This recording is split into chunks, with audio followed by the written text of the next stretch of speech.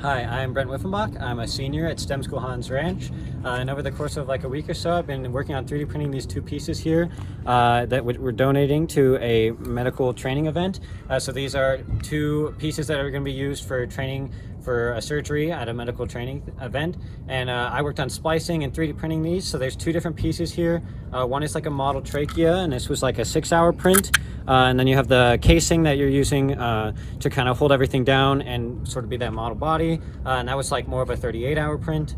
And so these took a while to work out and splice. And then once we 3D printed them, I came in after school and like during my classes to kind of take them off, get all the supports done, and make sure everything was going well. And so we're really excited to be donating these and getting these done since we printed them here at STEM School Islands Ranch. It's been a really great experience to work through this project with Mr. Schall, my teacher, who just kind of pulled me in and said, hey, we got this opportunity to make these surgical training devices, and I want you to help make them and splice them and 3D print them. And so I was like, yeah, that sounds great.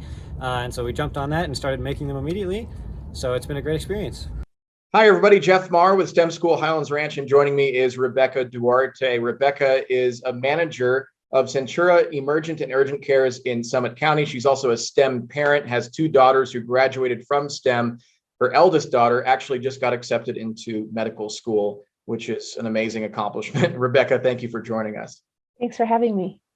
And so I could talk about that. That's a story in itself. Your daughter going to medical school, it's an amazing achievement. But for the purposes of this interview, we're actually talking about another student, Brent Weiffenbach, who is a senior and a certified SOLIDWORKS expert, because one of our teachers, our engineering teacher, Mike Schallenberger, basically enlisted Brent to take on a task that you had requested of a 3D print model for a medical training device that your organization could use. And that's exactly what is happening at STEM right now. I went into the classroom the other day. I saw our 3D printers going, making this medical device. And my understanding is that this all started with a request that you had made that now has basically resulted in STEM printing off these devices that are going to be used by some individuals in your profession. So let's talk about that. Let's back up to the beginning. How did this all start?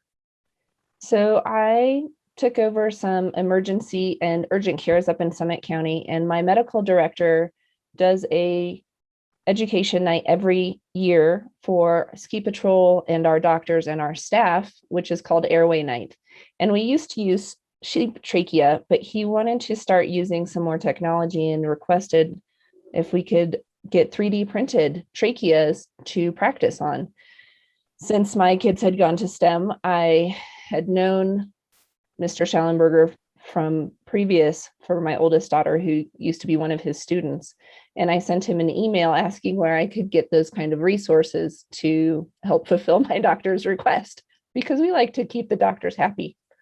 And he was kind enough to offer to do the project for us with the links that I had sent. And then our little project was born. Our Airway Night will be December 8th. So we're super excited to use them. Now, when you had made this request, were you expecting STEM to be the ones to actually do the 3D print, or were you just helping for some guidance?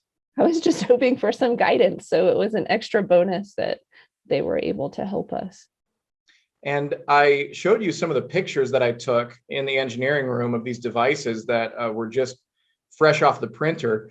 Based on what you've seen so far, what are your thoughts? I'm very excited. We had hoped for 2, and it sounds like we're going to get even more. So that means more hands-on and experience, and a better experience for our providers. And, you know, in medicine, we like to practice as much as we can, not on people. And let's talk about the device and who's going to be using it and what it will be used for. So they're basically 3D printings of trachs that you have sort of the windpipe in your neck. And we have an emergency procedure sometimes for trauma patients when we are unable to intubate them and they need something called a cricothyrotomy. And so that involves a little tiny needle going in between the cartilage of your trachea. And so these 3D printings will allow the doctors and providers to practice that procedure, and paramedics to practice that procedure and really have great guidance for this procedure that is an emergency procedure that's not done frequently, but is very important that it's done correctly. Now, you're already a proud STEM parent, as you pointed out. I am. How does it make you feel knowing that these 3D printers are working, that a student was able to find a way to make it work, and that these will end up being used in your profession? Well, I'm super excited. I really have always seen a lot of openings between technology and medicine. I think a lot of times, medicine is one of the sciences for sure. And so there's always been a really big relationship between those two. And we're super excited to, spare the sheep and use the technology available to us.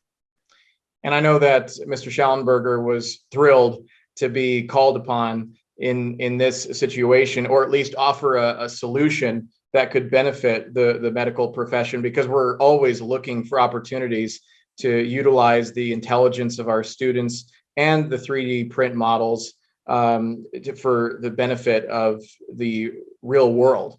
And that's exactly what we do at STEM. And so, just to clarify, my understanding is that what Brent did specifically, and this is coming from an email that was sent to me by Mr. Schallenberger, is that he changed a few of the parameters of the print, like infill and wall thickness, to get them to print in our printers, and that they're in full swing now with those prints. So I think that you may have opened the door as well to some more opportunities moving forward with creating some 3D print designs.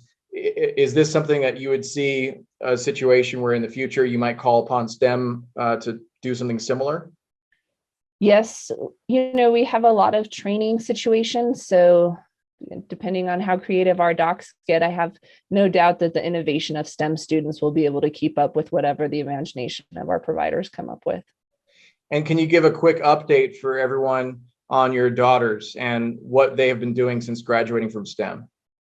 So my oldest daughter, Vivian, just got accepted to CU Anschutz Medical School to start in July. So she is currently working at St. Joe's as a scribe in the ER, and while she waits for that. And Lillian, who graduated last year, is now at CU Boulder, studying computer science and history. So we'll see what comes in store. Well, we love to hear the success stories of our STEM alumni, and I would actually love to check in with them personally to do some interviews in the future with what they're up to. And I think that this is just an amazing story that you helped present us with, Rebecca. And we'll certainly do some follow-ups with you as well to once those devices start being used by your trainees. But thanks again for talking to us about this, and we do appreciate it. Yeah, thank you. We appreciate the collaboration and support.